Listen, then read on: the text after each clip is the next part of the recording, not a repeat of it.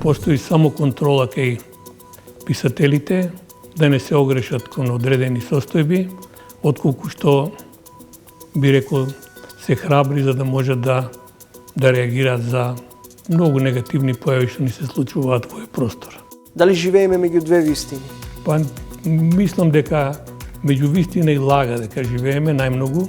За било кој енергетски капацитет ние можеме да најдеме финансирање и тоа да се финансира на кредит со 15% учество. Сметате дека изградбата на брзата пруга е погрешна инвестиција? Апсолутно, тоа е промашена инвестиција, губитна инвестиција. Никако да не градат пруга во сегашниот тек на Вардарската долина. Тука мора да се изгради Вардарска долина со 12 хидроцентрали, бидејќи со тоа многу ќе ни се намали потребата од увоз. За нас Шангајската листа е недостижна? Не е недостижна, меѓутоа не е релевантна. Само висока наука оценува. Вештачката интелигенција ќе замени многу професии, тоа е факт. Ама ќе отвори и многу други. Флуктуацијата на кадри е нормална, меѓутоа проблемот лежи да не ги бркаме тие квалитетни кадри.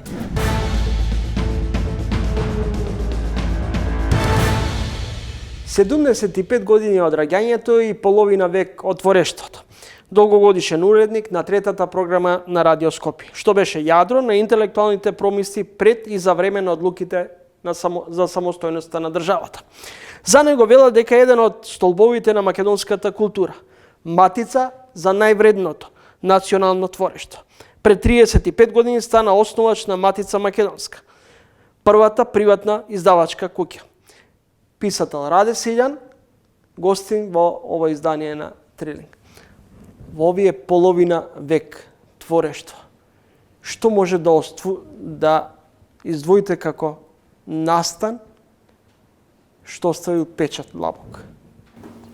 Во изминатите 50 години творештво има многу настани кои би можел да ги издвојам, меѓутоа за почеток би почнал со мојата прва дебитантска книга, Третиот лик на времето, со која и практично и се легитимирав како автор во македонската литература. За ова книга ја се добив и наградата за неуспешен дебитант на Струшките вечери на поезијата и мислам дека во тој дух почна и моето творештво да се развива континуирано, така што во овој период имам објавено за овие 50 години 26 поетски книги кои се високо вреднувани од страна на македонската литературна критика, но и се преведени на повеќе странски јазици, каде што има и добри одгласи за мојата поезија. Господин Силјан, се согласувате ли дека постои еден забележлив молк меѓу интелектуалната елита? Бевте начело на Друштвото на писатели на Македонија. Во поранешниот систем на СФРЈ, писателите биле многу погласни и нивната критика на состојбите во општеството силно одекнувале во јавноста. Да, за жал, мислам дека писателите се веќе молчеливи, меѓутоа тие писателите си го стваруваат своите права, што се вика, преку творештвото. Но од друга страна, во таа јавна реакција за одредени состојби кај нас, точно дека владее молк, ретко кога се појавуваат издруженијата, меѓутоа и индивидуалци со одредени исклучоци кои понекогаш знаат да проблеснат со своји изјави, со критики против одредени состојби, но за жал сепак сметам дека сте во право зашто писателите сепак молчеливи се. Зошто? Од каде постои тој страв? Дали постои воопшто стравот кај вас, писателите, интелектуалците? Па ја мислам дека повеќе постои само контрола кај писателите, да не се огрешат кон одредени состојби, отколку што би рекол се храбри за да можат да реагираат за многу негативни појави што ни се случуваат во овој простор. Тука немаме простор за полемики, за еден погледи за изнесување на различни погледи во врска со одредени состојби, сваќања, дилеми, процеси во литературата и воопшто во културата и во општеството. Дали ви недостигаат оние интелектуални книжевни седенки со Гане Тодоровски, Анте Поповски, Петре М. Андреевски, Паскал Гилевски и други во градската кафана, кај Јоле или Почов, од каде се раѓа голем број на идеи? Да, таа кафеана беше сврталиште на врмите македонски автори, писатели, артисти, филмски работници и се она што практично значеше високо творештво во Македонија, но за жал во последно време можеби и самата криза економска си придонесе своето, но мислам дека и се изменети малку и навиките кај помладите луѓе кои практично се посветени на новите медиуми електронски, без некои посебни дебатирања во како се случуваше со денови и со ноќи во оваа меана. Како гледате денеска на актуелните состојби во државата? Повеќе од 3 децении самостојна држава. Па да ви кажам, јас сите ние живеевме со идеали дека ќе градиме држава на здрави темели, но за жал по самостојувањето дојдовме ние да избираме на највисоките места во политиката луѓе кои беа без одредено искуство. Ако знаете, во едноумието за се вработиш требаше да положиш приправнички испит, после една година стажирање, па дури потоа имавме вработување. Сега, по самостојањето нас ни се случија други процеси. Ние избиравме премиери, министри, на кои тоа им беше прво работно место, без одредени познавање на состојбите национални, социјални, економски, политички, а богами и на таа меѓународна политика, што многу значеше во тој период, и затоа дојдовме до ова дередже, до кое сме дојдени, но и во тој поглед се направија во последниве години и најкрупните грешки во Република Македонија по осамостојувањето, приватизацијата која беше катастрофална и која придонесе илјадници луѓе да останат на улица, да се затворат големи комбинати, и денес таа состојба многу добро се рефлектира во сите попасивни места во Македонија. Ако денес прошетате во една Малесија, славна Дебарца, во мојот Демир Хисар, Маријово, во Источна Македонија, поречието, се до тоа говори дека навистина таа приватизација не доведе во ситуација да молиме за детски плач во овие региони, а и во цела Македонија. Таа состојба не се повторува. Лириката на Раде Силјан е читлива, што значи не е стокмена само за елитата. Вашиот пријател, писател, амбасадорот Паскал Гилевски напишал дека вашиот стих е народен како по патеките на писателските великани Гане, Анте, Славко, Петре, Матеја. Кој влијаеше врз ставот, мислата, пишаното врз Раде Силјан? Тоа сепак дека ние сме повикани на нашата лектира и мораме да бидеме реални дека секојаш пред нас постоеле, создавале други автори кои имале влијание врз нашето творештво, така што мене ми се многу блиски поетиките на Блаже Коневски, Шопов, Гане Тодоровски, Петар Андреевски, и убаво е тоа чувство кога човек практично се надоврзува на тие великани, односно на тоа творештво кое комуницира на пошироки релации. Инако ако е творештвото во затворен круг, односно неразбирливо, тоаш нема ни читатели, ни слушатели. Господин Силјан, во книгата Тугинец во својата земја, песимистички го отсликувате вашето сегашно време. Велите да живееме во време на отугеност, разочарување, апатија и безизлезност.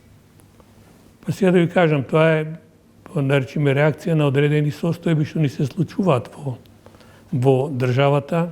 Сметате дека преголеми отстапки направивме на наша штета? Апсолутно.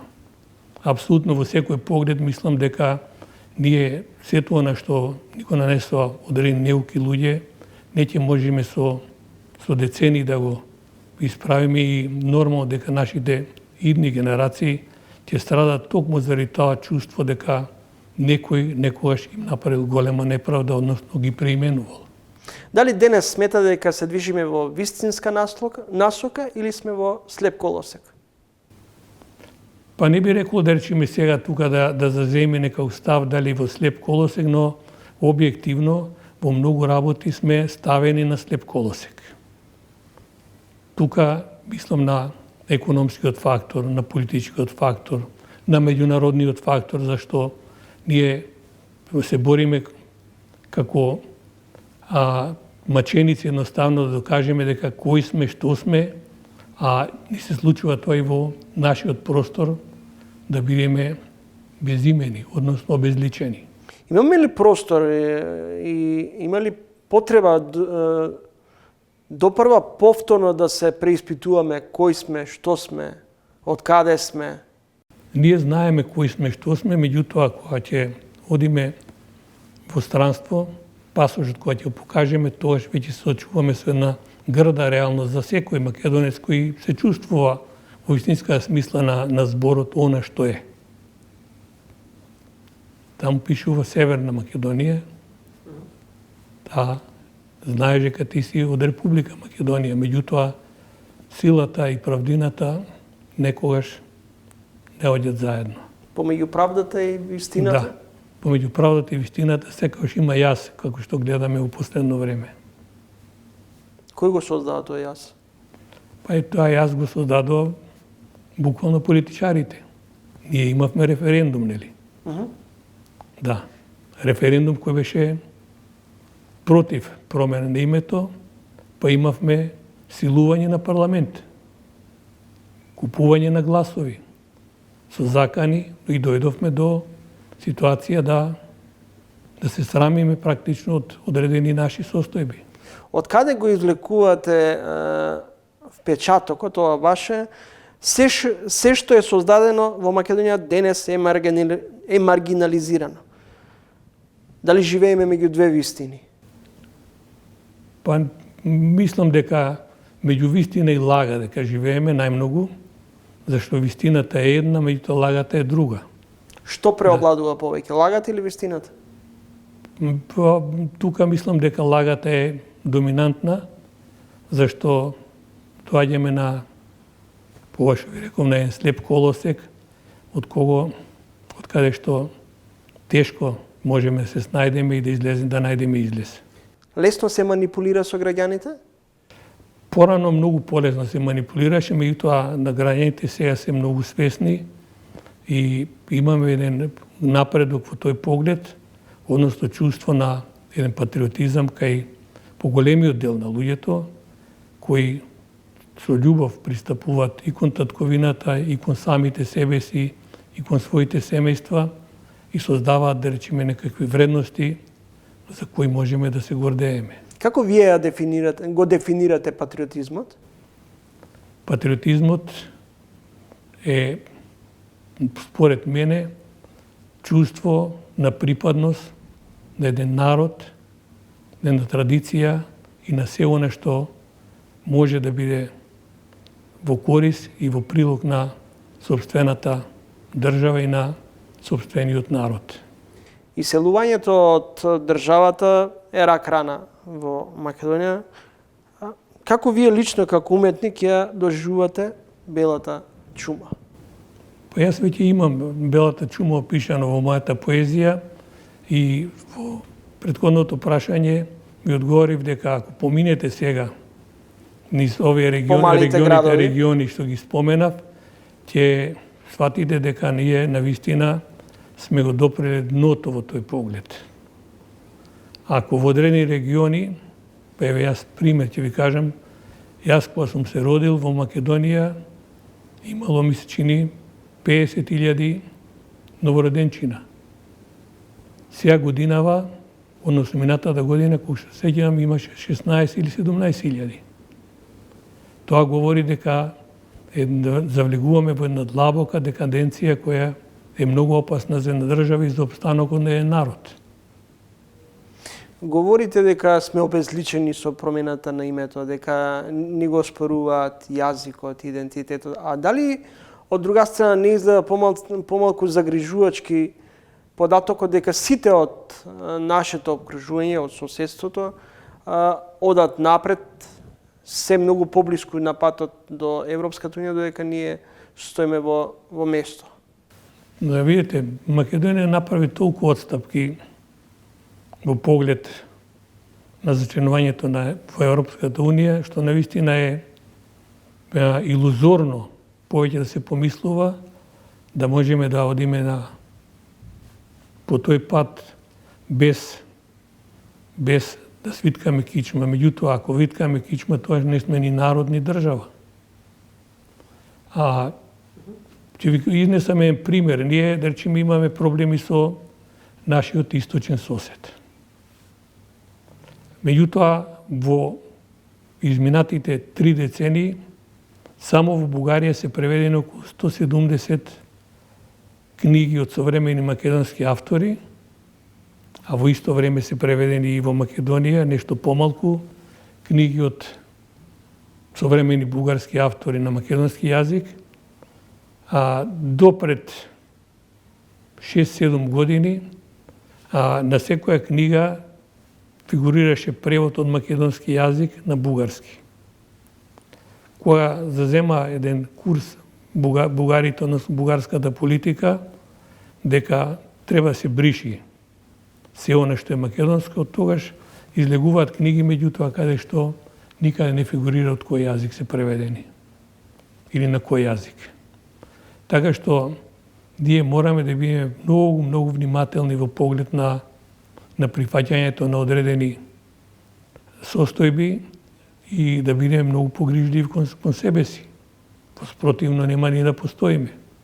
Одржливи ли сме сами тука? Говорам надвор од евроинтегративниот пат. Ние имаме потреба, нормално дека во Европската унија имаме потреба да влеземе и треба да влеземе со се она што направиме. Меѓутоа, ако дојдеме во ситуација да погазиме одредени други национални вредности, тоаш навистина не заслужуваме. Мораме ние да бидеме достоинствени во поглед на нашите сваќања, во поглед на нашите определби. Господине Раде Силјан, покрај вашиот брат, плоден писател, академик Павловски, има ли уште некој од семејното стебло кој ќе го наследи Силјан? За жал, моите деца сосема други определби имаат и не се многу посветени на ова дејност, но си имаат сите своји професии, секој си има свој пат, имаат мојата поддршка и се определуваат за своја иднина. Едноставно, никој не може да попречи во иднината нивна или да им се наметне дека мора да бидат она што јас сум бил или што треба да јас мислам дека треба да бидат. Како успеавте да ја одржите Матица Македонска повеќе 35 години, речиси? Вака, јас во издаваштвото влегов многу подготвен. Вие споменавте, јас бев главен уредник на третата програма и на списанието трета програма. Потоа бев генерален директор на Македонска книга на млади години. И тоа искуство беше многу драгоцено за мене. И кога се решив да формирам издавачка куќа, јас бев многу свесен за предизвиците. Но во исто време јас верував во тоа што го има зацртано како план, како програма, која еве 35 години на моје задоволство се оствари многу успешно. Ви благодарам што дојдовте во емисијата. Благодарам за поканата. Раде Силјан, писател, поет, издавач.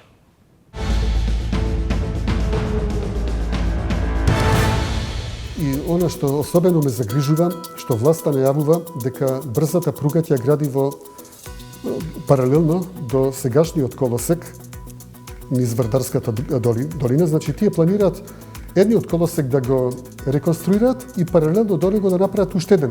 Меѓутоа, ако тоа го направат, Вардарска долина би била упропастена за сите времена и ние би се лишиле од еден многу важен електроенергетски проект кој што би ни носел 1309 гигават часа годишна енергија и профит во државниот буџет за сметка на нешто што нема да ни носи профит, а ќе ни носи само 3,5 милиарди евра загуби.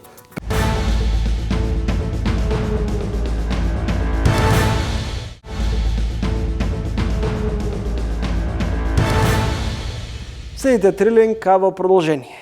Од замрзнат во воскреснат. Од големи надежи до црно петно на македонската енергетска стратегија. Така би можело да се квалификува 3-децениската потрага, кога, кој и со чии пари би можел да се гради хидросистемот Чебрен-Галишта.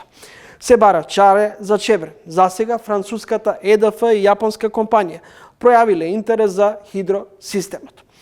Премиерот Мицковски во Давос ја осозна информацијата дека на светот ќе му недостига електрична енергија. Како до новите инвестиции во зелената енергија? Што е со изградбата на ветропаркот во Штипско? Што требаше да го гради Алказар Енерджи? Во ово издание на тренинг соговорник универзитетскиот професор од Битолскиот универзитет Дејан Трајковски. Добре дојдовте во емисијата. Благодарам што дојдовте во Битол. Добре дојдов, благодарам на поканата. Професор Трајковски, најпрво да почнеме со последната реакција, дали зошто пропаѓа пропагандистички најавениот ветропарк? Тука се работи за инвестицијски фонд регистриран во Луксембург, менаџиран од Дубај. Инаку не тврдам ништо, туку коментирав информација од медиумите според кој инвестицијскиот фонд се откажал од изградбата. Не знаеме дали е тоа точно, меѓутоа нашето неформално здружение на инженери се обрати со барања за јавни информации до некои наши институции и добивме некои информации кои покажуваат колку сето тоа заправо несериозно се води. Именно од генералниот секретаријат на владата ни одговорија дека никогаш не се разговарало на влада за никаков ветропарк. И не упатија на Министерството за енергетика. Наводно тоа било во нивна надлежност. Меѓутоа, пред неколку денови, Министерката за енергетика кажа дека изградбата на електрични централи не е во надлежност на Министерството, односно нивна надлежност е само преносот, практично само БЕПСО.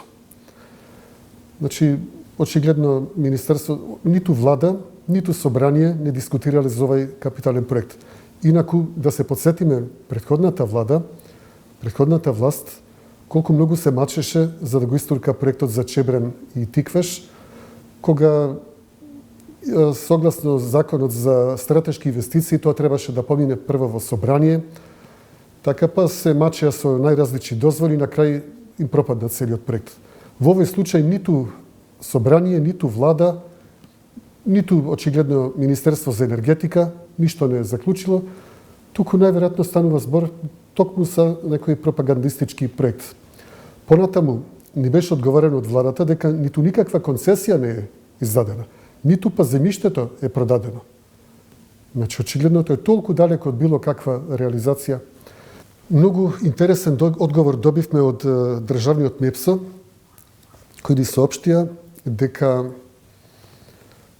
Алказар Груп фактички нема добиено никаква нова дозвола за инсталирање. Туку се повикуваат на некаква стара дозвола од 2009 година на поранешна шпанска компанија која сака да инвестира во истиот ветропарк. Меѓутоа, таа компанија од 2017 година, ако не се лажаме, во стечај и ликвидација. Бидејќи Алказар Груп не ја купил таа компанија, не може да се повикува на никакво право на незините лиценци. Тоа е уште еден доказ колку несериозно целата оваа постапка се води. Во вашите реакции правите паралела дека политичките популисти како повторно да воскресна, слично со наводените инвестиции од индискиот милиардер Субрата Рој. Дали сите овие најавени инвестиции се во насока на прибирање политички поени и она што и на почеток го спомнавме, пропагандистички да се најавуваат инвестиции големи, а потоа од сето тоа ништо да нема? Дел од тие најавени инвестиции веројатно така ќе завршат. Меѓутоа, уште полоше е ако навистина се реализираат и државата се лиши од своите природни ресурси во име на странски приватни профити. Неопходно е државата самата да инвестира, да гради своји електрични централи, бидејќи тие се столб на енергетската сувереност. И тоа не може да се изрази во никакви пари. Тоа на секој му е познато. Меѓутоа, оно што може да се изрази со пари е тоа што државата, предавајќи ги овие електроенергетски капацитети на странски приватни инвестицијски фондови и приватни инвеститори, се откажува од нето добивката. Наместо добивката да заврши во нашиот буџет и на тој начин да се намалува и буџетскиот дефицит, да се намалува и задолженоста, вака државата нема да добие ништо, профитот ќе се одлее надвор, во странство, и ние како граѓани и како држава нема да добиеме ништо. Но професор Трајковски, клучното прашање е дали Македонија има капацитет финански сама да ги држи, да ги работи, да ги прави овие енергетски капацитети што ги имаме. Ќе одговорам и на тоа прашање, само да се доискажам. Давањето на овие капацитети на странски приватни инвеститори нема да донесе ништо добро ни за граѓаните. Бидејќи ако државата гради, државата може да ја спушти цената до сама граница на рентабилност и граѓаните да добијат ефтина струја.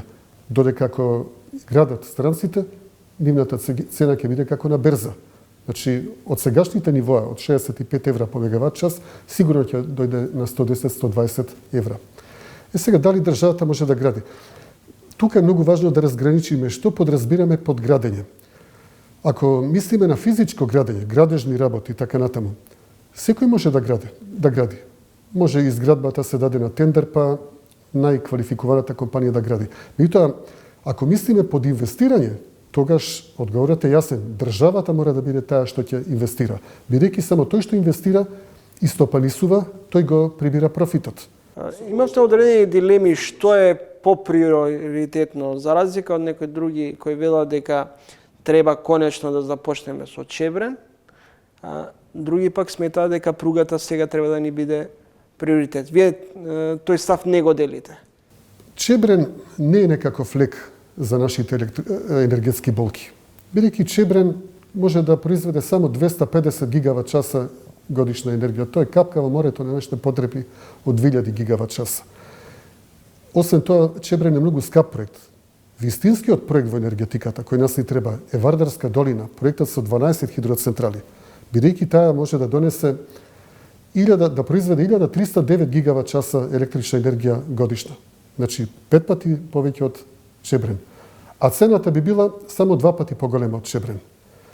Сега, за разлика од Вардарска долина, Чебрен би имал и посебно за складирање до 800 гигават часа енергија годишно од фотоволтаици, од ветерни централи. Меѓутоа, и тука тој не е оптимален, бидејќи долната акумулација на Чебрен, Орлов камен, има способност за складирање на вода само за околу 2,5 до 3 гигават часа енергија, што е многу малку. Нас ни требаат многу повеќе, најмалку 15 гигават часа, доколку Македонија еден ден се реши целосно да премине на обновливи извори на енергија. Меѓутоа, професор, клучното прашање не ми го одговорите.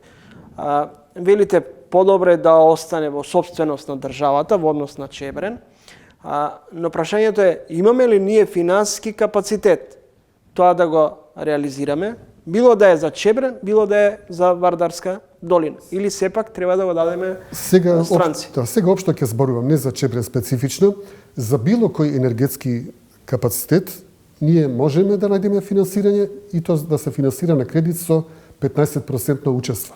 Бидејќи се работи за обновливи извори на енергија, доколку конкурираме кај европските банки, тука ќе има и голема грант компонента од 35%, што значително ќе поевтини изградбата. Значи, токму тие причини не сме Македонија да го препушти инвестирањето на странски приватни инвеститори, бидејќи има начин да се дојде до пари. За милиарда евра капитални издатоци, доволно е 15% учество, односно само 150 милиони евра. Македонија од буџетот секоја година толку може да одвои. Остатокот се обезбедува од кредит, а што е најважно, бидејќи се работи за профитабилни проекти, тие самите се исплатува. Тука се работи значи за финансиска структура која самата се исплатува од профитот, од приходите. И на крај останува останува добивка, односно профит. Додека ако дадеме на приватни инвеститори, ние апсолутно ништо не добиваме. Велите дека нема ништо од ветерниот парк, за Чебрен долги години се зборува, за Вардарска долина има различни мислења. Дали треба да се гради или не? Не велам дека е се завршено со ветропаркот, бидејќи МЕПСО дал дозволи за 1500 мегавати инсталирана моќност во ветропаркови. Значи, овој на Алказар Енерджи е за 400 и нешто мегавати, но има уште 1100 кои се во постапка. Ако тоа се случи, ако сите тие локации, најдобрите, најоветрените локации се дадат на странски приватни инвеститори, тоаш Македонија како држава нема да има простор каде да гради своји ветропаркови. Што е ужасно, што е практично злосторство према сопствениот народ. Сега, ако правиме споредба помеѓу Чебрен и Вардарска долина, реков дека Вардарска долина е проектот кој што нас ни треба. Бидејќи тоа има многу поголемо производство, при многу релативно помали трошоци по мегават инсталирана моќност, се исплатува побрзо, дури и ако се земат предвид трошоците за изместување, релокација на 79 км железнички колосек од сегашната Вардарска долина. Сум ги правил сите пресметки на исплатливост. Како најважен показател е внатрешната стапка на принос. Сметате дека изградбата на брзата пруга е погрешна инвестиција? Апсолутно, тоа е промашена инвестиција, губитна инвестиција, која ќе ни донесе нас 3,5 милиарди евра загуби. Значи, не само ние 2 милиарди евра главница, туку уште 1,5 милиарда евра камати, кои што ние не можеме ги вратиме. Дури и железница да остварува 100 милиони евра годишно приход, како што ни убедуваат од владата, а за тоа би им требал промет од 5 милиони тони, а моментално ние имаме 0,85 милиони тони на нашите пруги и длабока загуба. Значи, дури да имаме 100 милиони евра годишно приход, со најдомаќинско работење, ние не би можеле, односно МЖ инфраструктура, не би можела да постигне повеќе од 2 милиони евра годишно добивка пред оданочување, амортизација, односно толку би останувал за отплата на ануитетите за кредитот. А ануитетот за тој кредит од 200 милиони би изнесувал за тој кредит од 2 милиарди евра би изнесувал 200 милиони, поточно 199 милиони евра годишно. Како ќе отплатуваме ние со 2 милиони 200 милиони? Значи ќе мораме да се задолжуваме како држава кај странските комерцијални банки за да го рефинансираме тој долг и тоа до недоглед. За разлика од електроцентралите, тој проект не може да се исплати сами и таму треба да бидеме ние загрижени. Професор Трајковски, веројатно преокупирани со новите проекти, како да заборавивме на рек Битола. Треба или во какви услови да се размислува за постепено гаснење и колку би чинило гасификацијата во рек наспроти јаглеродот и нафтата? Ние веќе немаме избор.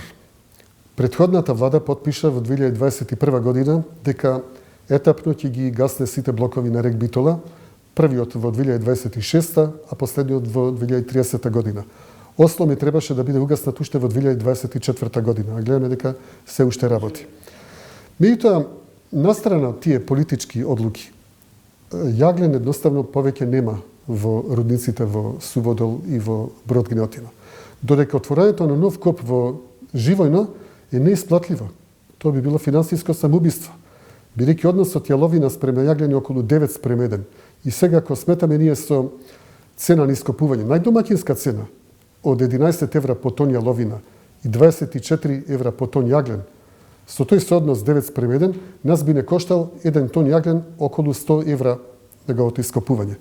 Земајќи предвид дека за 1 мегават час електрична енергија е потребно околу 1,7 тони ваков нискокалоричен јаглен, и додавајќи некои 20 евра по мегават сат оперативни трошоци, најмалку 215 евра по мегават сат би коштала цената на таа електрична енергија со јаглен од Живојно. Двојно повеќе отколку на берза. Зошто оди процесот на гасификација бавно? Па не сакаат, очигледно. Затоа што ако сакале, од 2021, кога се знаеше дека е истечено времето на рек Битола, имавме доволно време да преминеме на газ. Гасоводот од Грција се гради за околу, може да се изгради за 1,5 година. Имаме еден крак од Бугарија. Тој самиот крак обезбедува доволно, дури за таа гасна централа во Неготино, доколку не се користи тој газ за ништо друго, да речеме за индустрија или за загревање. Значи, сосем изводливо со постоечкиот капацитет на гасоводите. Дали рек Битола се користи за испомпување на црни пари? Не можам да кажам со сигурност, меѓутоа ако дозволите да ја довршам приказната за гасификацијата. Тука многумина грешно и сосема наивно предпоставуваат дека ќе го донесат гасот во рек Битола и дека ќе го согоруваат во котлите за лигнит. Тоа не може така. Туку мора исклучиво од аспект на ефикасност, на степен на корисно дејство, гасот прво да согори во гасни турбини, па отпадната топлина на температура од околу 700 степени, потоа се води во постоечкиот котел за производство на водена парја и работа на парните турбини. На тој начин, сегашната турбина и генератор на рек Битола би работел потполно бесплатно, само со отпадната топлина од гасните централи. И на тој начин, ефикасноста на гасниот циклус ќе биде подобрена за половина. Значи, ако гасната централа има ефикасност од околу 35 до 40%, комбинираниот гасно-парен циклус би имал ефикасност меѓу 50 и 60%. Тоа е огромна заштета. Значи, за истата топлина имате многу повеќе топлина. Ако го изгорите гасот само во обична гасна турбина, на половина од тоа добивате. Значи, тоа е нестручен начин. Не доаѓа предвид гасот да се горува во котел, како што некои наивно мислат.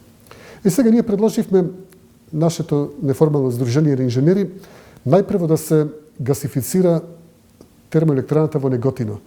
Бидејќи таа не работи, незиниот застој за адаптација нема да чини ништо, во смисла на изгубена добивка.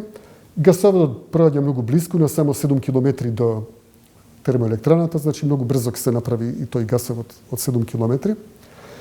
Ако таму ние купиме две половни гасни централи од по 180 мегавати, тие се во состојба да ја напојуваат со топлина парната секција на термоелектраната Неготино од 200 мегавати и на тој начин ние би добиле 540 мегавати електрична енергија. Повеќе од колку што сега рек Битола произведува. Професор Трајковски, речиси секојдневно постирате ваши анализи, коментари и критики насочени особено во делот на теми поврзани со енергетиката и така натаму. Дали се соочувате можеби со притисоци? Не, ни најмалку. Не само јас, туку и моите колеги, можеби сте забележале, ние се служиме исклучиво со изнесување на факти, затоа ние задржавме една човечка коректност кон властите, а исто така и од властите кон нас. Ние ги третираме со почит и следствено и тие нас со почит. Тие сваќаат дека ние не ги критикуваме заради критикување. Ниту бараме нивни оставки, ниту пак ние се бориме за доаѓање на власт. Единствен интерес имаме Македонија да го одбере најдоброто, најпрофитабилното, најкорисното решение. Се земаат ли во предвид вашите лични, па и на Сдруженијето ставови, размислувања, сугестии во однос на овие политики? За жал не. И она што особено ме загрижува, што власта најавува дека брзата пруга ќе гради во паралелно до сегашниот колосек низ Вардарската долина. Значи, тие планираат едниот колосек да го реконструираат и паралелно до него да направат уште еден. Меѓутоа, ако тоа го направат, Вардарска долина би била упропастена за сите времена и ние би се лишиле од еден многу важен електроенергетски проект кој што би ни носел 1309 гигават часа годишна енергија и профит во државниот буџет за сметка на нешто што нема да ни носи профит, а ќе ни носи само 3,5 милиарди евра загуби. Таа грешка не сме се дозволи. Наводно сега некоја италијанска компанија правела физибилити студијата. Доколку и се предочат овие фактите дека Вардарска долина е заштитено подрачје, значи се работи за национален објект од А категорија, каде што ништо не сме да се гради. И самите италијани не би смеле да дадат позитивна физибилити студија. Меѓутоа, ако се скрие тој факт, или пак ако им се каже на консултантската фирма тоа да го игнорираат, тогаш ќе биде направена една непроценлива, ненадоместива штета. Затоа би сакал и во името на неродените генерации да ги замолам да не го прават тоа. Никако да не градат пруга во сегашниот тек на Вардарската долина. Тука мора да се изгради Вардарска долина со 12 хидроцентрали Бидејќи со тоа многу ќе ни се намали потребата од увоз, дури и потребите за складирање на електрична енергија.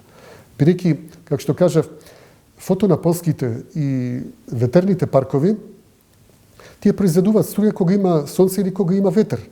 Сега, кога нема ветер или сонце, има потреба од складирање со реверзибилни хидроцентрали. Но и таа потреба може да се намали ако имате вие голем капацитет во хидроенергија. Значи, во тие моменти кога нема сонце и ветер, ние можеме да користиме, да произведуваме струја од хидроцентралите, од Вардарска долина и останатите хидроцентрали. И како последно решение, ако нема доволно ни вода, мора да се изградат реверзибилни хидроцентрали за складирање на енергијата. И тука често нашите власти погрешно ги разбираат работите. Тие ни кажуваат дека тоа ќе го решеле наводно со батерии. И тоа е крајно нестручно решение. Не го велам јас тоа. Националниот универзитет на Австралија тоа го вели, значи 95% од капацитетите за складирање во мегавати помоќно се реверзибилни хидроцентрали, а 99% од капацитетот во гигават часови на енергија е во реверзибилни хидроцентрали. Батериите имаат свој удел, околу 5 до 10%, заради брз старт и заради задоволување на пиковите, врвовите на потрошувачката. И тоа тие самите не се наменети за складирање на енергија. Тие се, значи, само дел од тој хибриден систем, а никако самостоен систем. Благодарам за гостувањето во емисијата. Ви благодарам на поканата. Ми беше задоволство.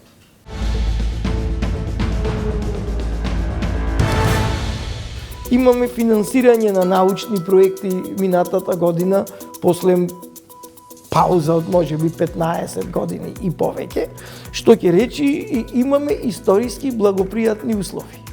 Од една страна дава подстрек за научно истражување, за работа во науката, но она што го рековте, привлекува и луѓе кои не доаѓаат во науката и образованијата од желбата за наука. Науката е љубов, не може вие да се занимавате со наука заради пари. Никаде нема така да се занимаваат.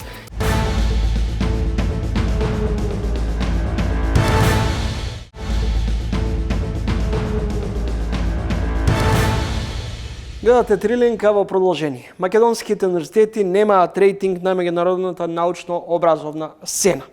Ниту еден не се доближува до Шангајската листа, во која се 2000 најпрестижни светски кампуси. Девалвирани се критериумите за избор на наставни звања.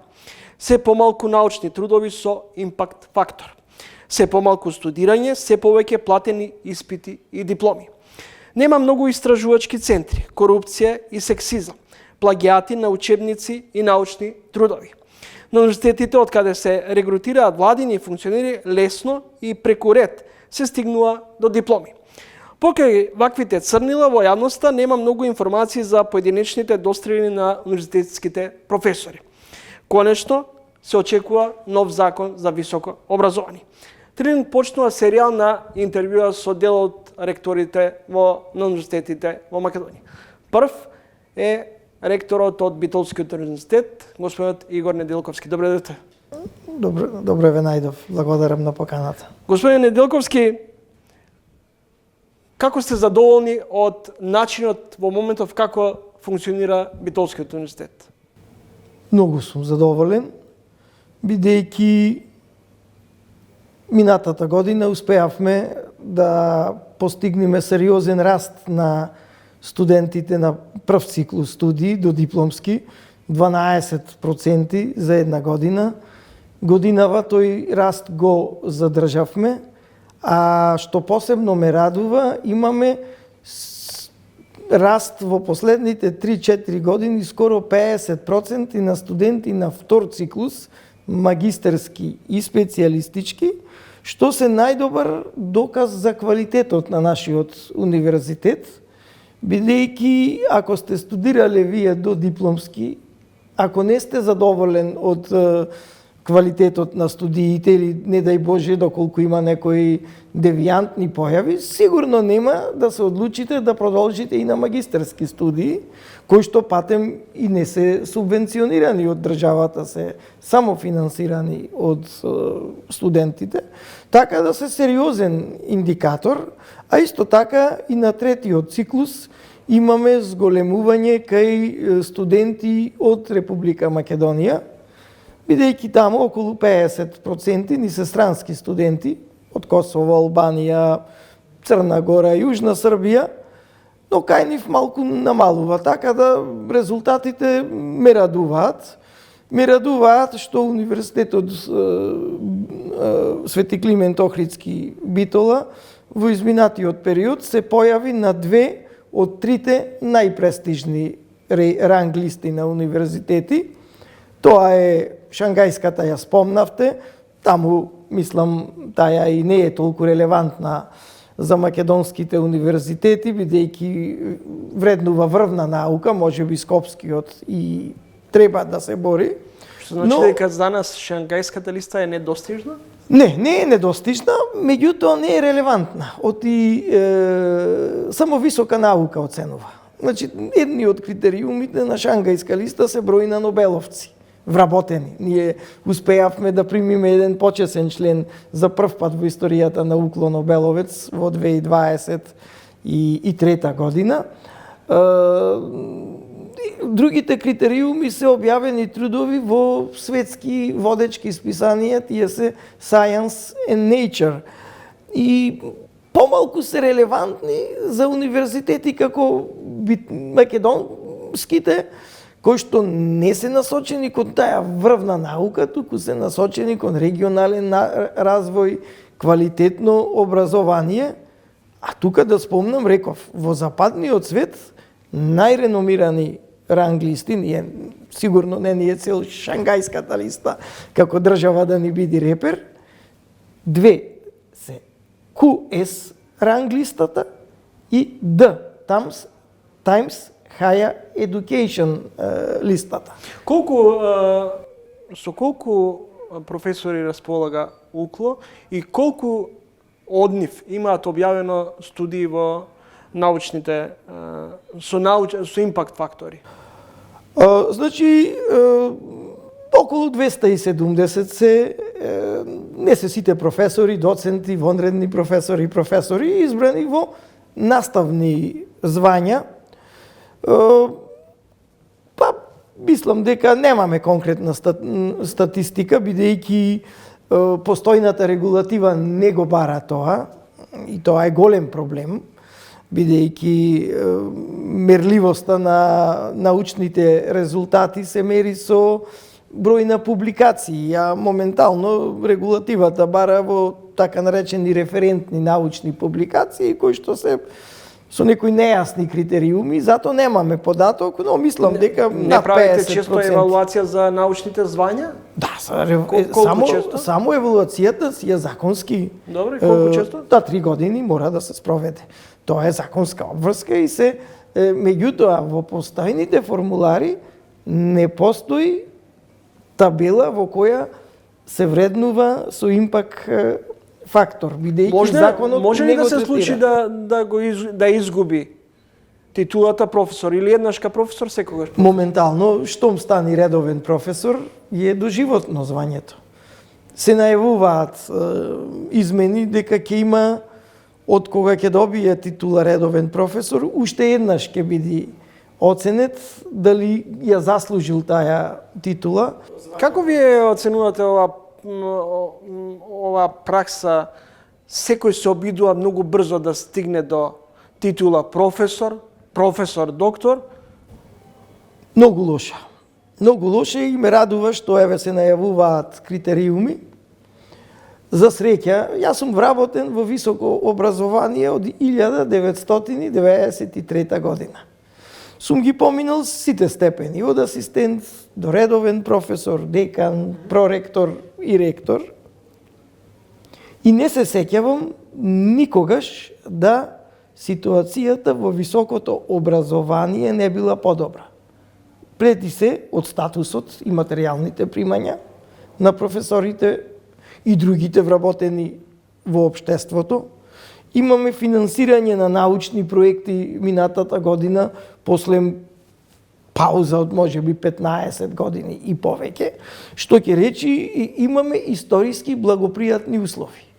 Од една страна дава подстрек за научно истражување, за работа во науката, но она што го рековте, привлекува и луѓе кои не доаѓаат во науката и образованијата од желбата за наука. Науката е љубов, не може вие да се занимавате со наука заради пари, никаде нема така да се занимаваат.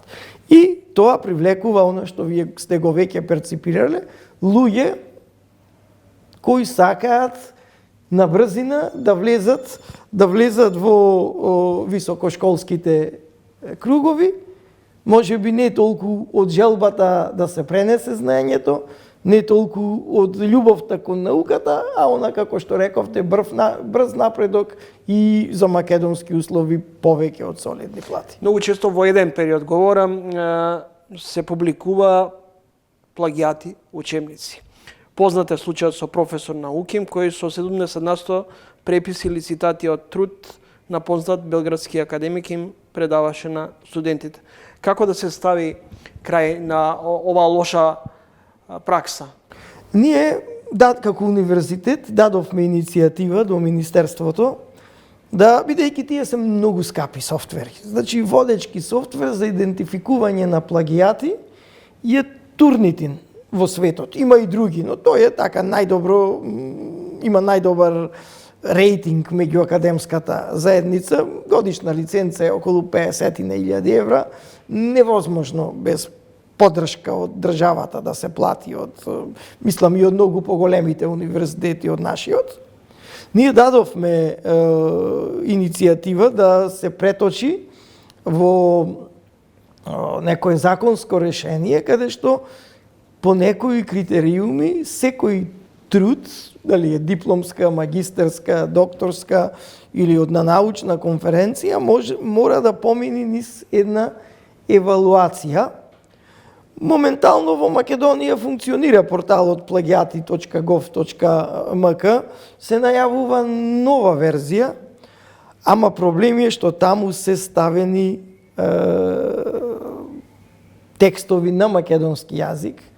Постои и сега законско решение, каде што во правилник на нашиот универзитет пред одбрана на магистерска и докторска дисертација, менторот мора да достави извештај од порталот plagiati.gov.mk дека тој труд не се совпаѓа повеќе од 20 или 30%.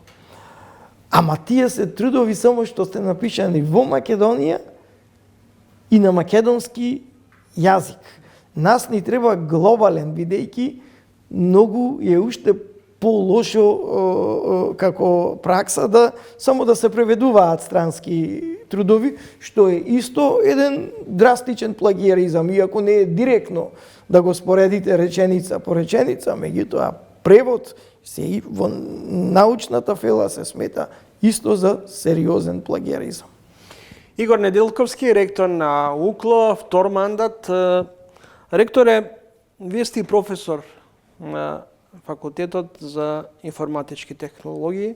Влегуваме во ерата на вештачката интелигенција. Едни зборуваат дека со вештачката интелигенција ќе имаме многу големи придобивки, од друга страна постои стравување дека со вештачката интелигенција некои професии со текот на времето ќе исчезнат.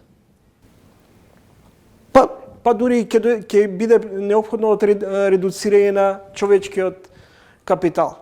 Исчезнувањето на професии е некој континуиран тренд. Јас сум машински инженер по образование, кој што се занимава со виртуелно инженерство, значи 3D модели и така натаму, во светот на информатиката. Кога почнував како млад инженер во 90-тите години, за да се направи некој модел во 3 димензии, имаше 3 посебни работни места.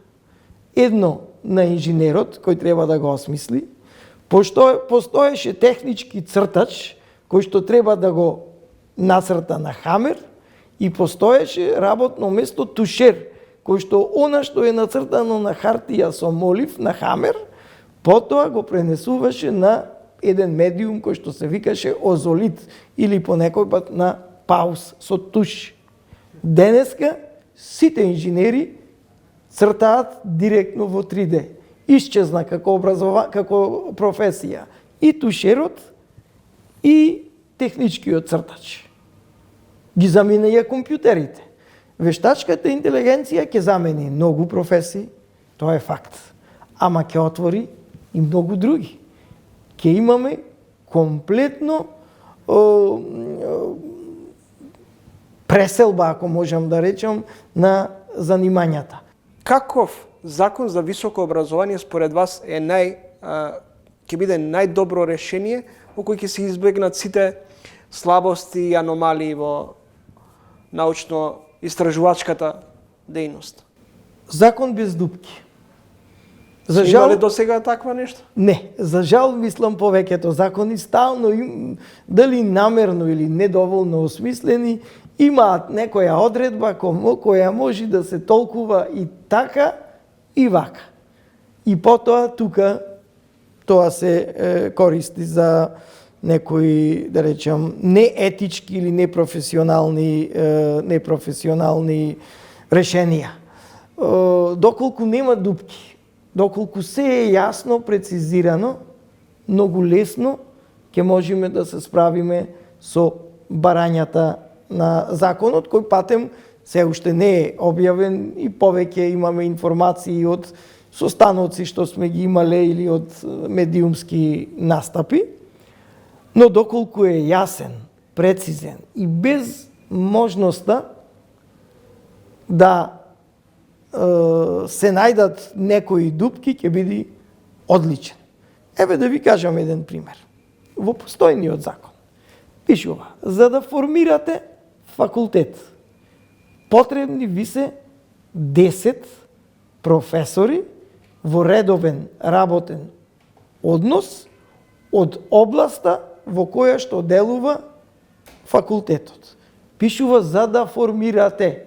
Веројатно законодавецот сакал да каже дека ако имате факултет, вие мора постојано да имате 10 вработени професори.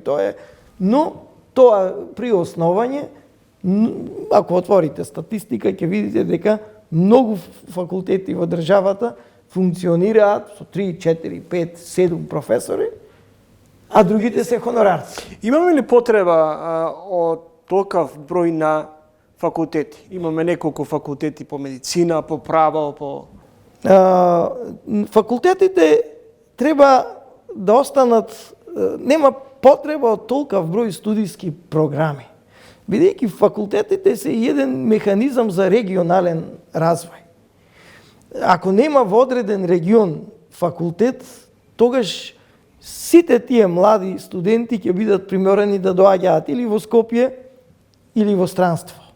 И секаде факултетите, покрај што имаат развојната и научната компонента, се еден од клучните елементи за регионален развој.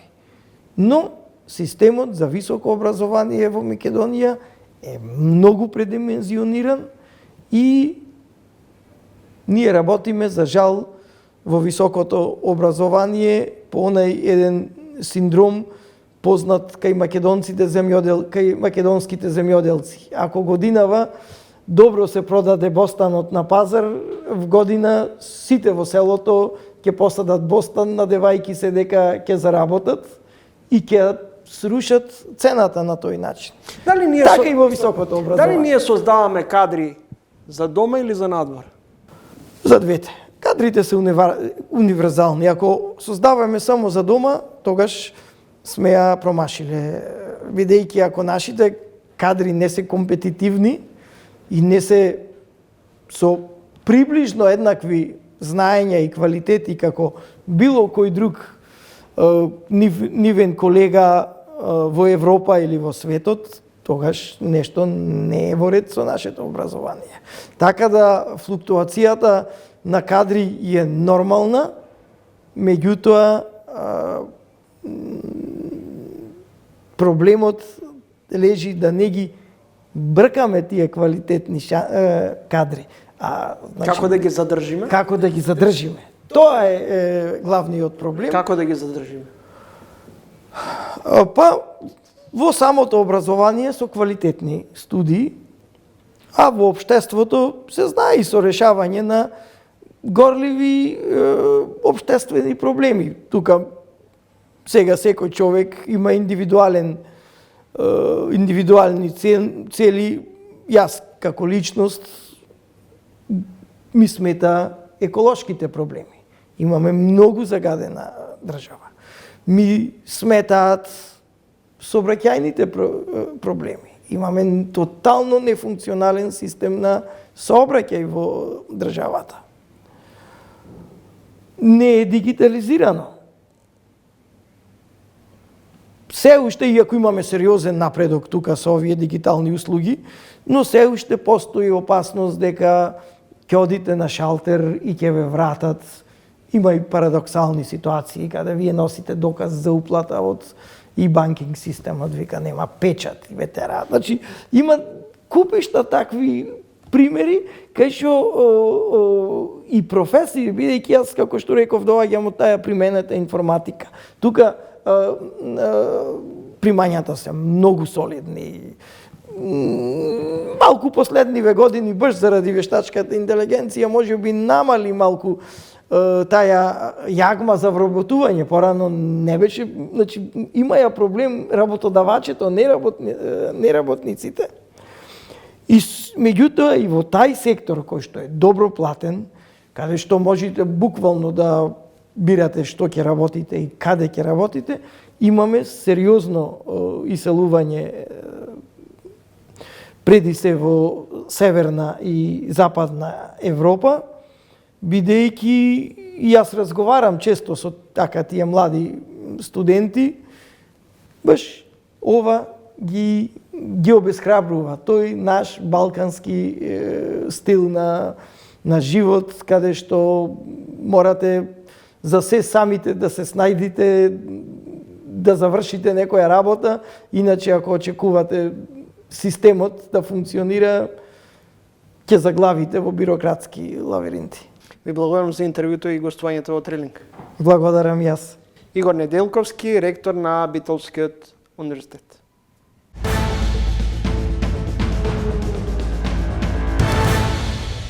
УПОС и владата се на чекор до постигнување на договор, но и натаму остануваат на барањето за зголемување на минимална плата на 600 евра и 100 евра за сите. Во ово издание на Тренинг соговорник е Трпе Дејановски, председател на УПОС. Задоволни сте за она што беше постигнато на разговорот со премиерот? Многу е битно за нас дека владата го слушна гласот на работниците, го слушна гласот на синдикатот на УПОС и реши да ја прифати, да го прифати барањето на синдикатот за да ги зголеми платите во администрацијата и правосудството на овој или на овој начин, дали преку додаток или преку зголемување на плата. Она што треба да се додоговори е да видиме на кој начин ќе биде тоа. Нашиот предлог е да биде по индивидуални, поединечни колективни договори за секоја институција во управата и правосудството, беше бидејќи наш предлог е тоа дека е наједноставниот и најфункционалниот начин тоа да се направи.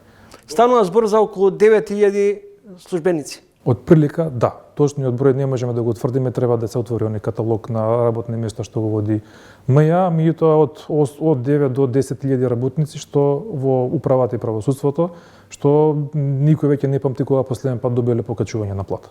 За колкава сума ќе треба да биде издвоена од буџетот за оваа група на... Се уште треба да се направат пресметките, колку ќе изнесува издатокот од буџетот за да можат овие вработени да добијат ова што го бараме ние. Нема да биде, пошто не е голем број на вработени, изголемувањето ќе биде едното линеарно, како што се добива со секој согласување на минималната плата, врз тоа уште 8% додаток или 8% изголемување на платата. Спеќе се работи за мала група на вработени, иако нели звучи 9 до 10.000 не звучи многу, се работи за вработени со најниски примања во државата, почнувајќи од 25.000 денари па до 46.000 денари. Издатокот на буџетот не би можел сега да го кажам, меѓутоа мислам дека е доста издржлив и дека и во минатата година кога преговаравме, парите во буџетот може да се најдат многу лесно и мислам дека веќе се изнајдени, бидејќи во самиот буџет кој ќе го видите за оваа година имаше пресметка дека платите може да се зголемуваат баш во оваа рамка. Идната недела ќе има протести? Да. Значи, ние како Сојуз на синдикати на Македонија, каде што членови синдикатот НУПОС, имавме вчера седница на претседателството, значи не се откажуваме. Ова е барање на синдикатот НУПОС што е многу старо. Ова не е барање што изнесе од овие протести што беше големиот протест на 28.1. Ова барање е жално што го решаваме сега, а можевме да го решиме и лани. Зошто од 500 евра стигнавте до 600 евра барање минимална плата и дополнително 100 евра зголемување за сите вработени? Бидејќи тоа беше барање на работниците. Ние имаме контакти со сите синдикални организации, сите грански синдикати во Сојузот на синдикати на Македонија, спроведуваме и анкети и истражувања.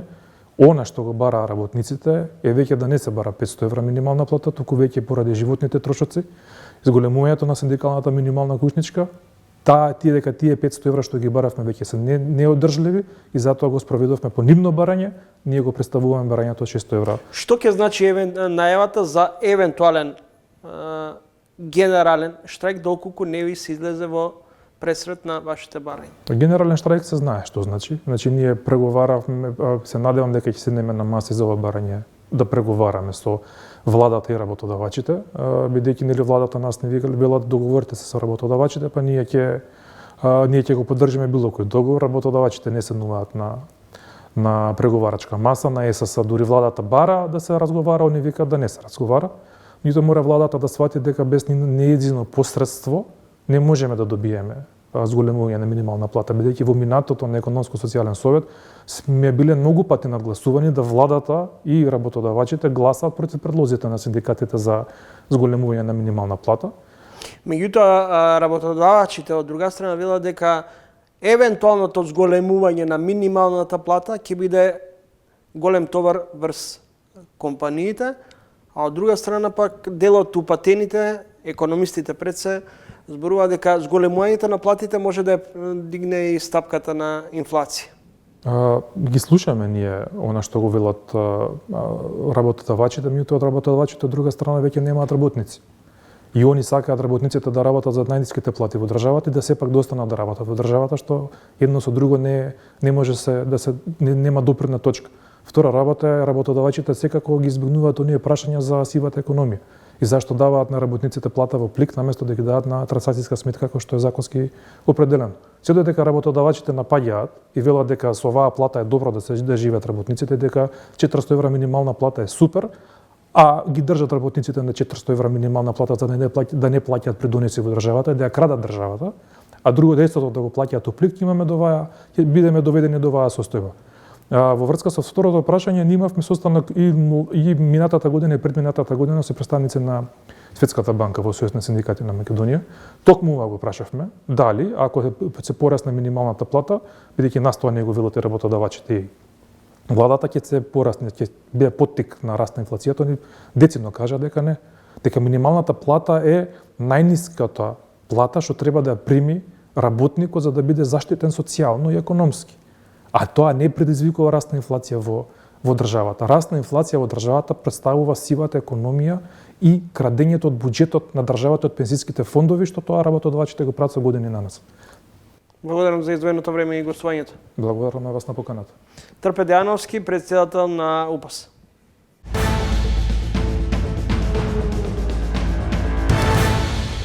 Неодамна во Трилин гостуваше доктор Виолета Мојсовска-Нумовска од клиниката за кардиоваскуларни заболувања во Охрид. Токму од болницата реагираат со став во однос на нејзиното неодамнашно гостување во ТВ магазинот Трилин. Во целост вие пренесуваме нивната реакција. Сакаме да истакнеме дека нејзиното учество и настап во вашата емисија не беше во својство на официјално назначен представник за настап во име на нашата болница. Сите изнесени ставови, констатации и искуства се незини лични и не се одраз на ставови и констатации на стручниот колеги, работоводниот орган или друг орган во нашата болница. Во исто време сакаме да потенцираме дека докторката од вкупно 3 години работа како специјалист кардиолог, последниве 2 години и 6 месеци не работи во одделот за интервентна кардиологија, каде има поминато само 6 месеци како специјалист кардиолог, што значи незините ставови за состојбите во интервентната кардиологија се лични и не се темелат на незино искуство како специјалист во тој оддел. Тука е крајот на ТВ магазинот Трилинг. Довидување до идниот петок во исто време.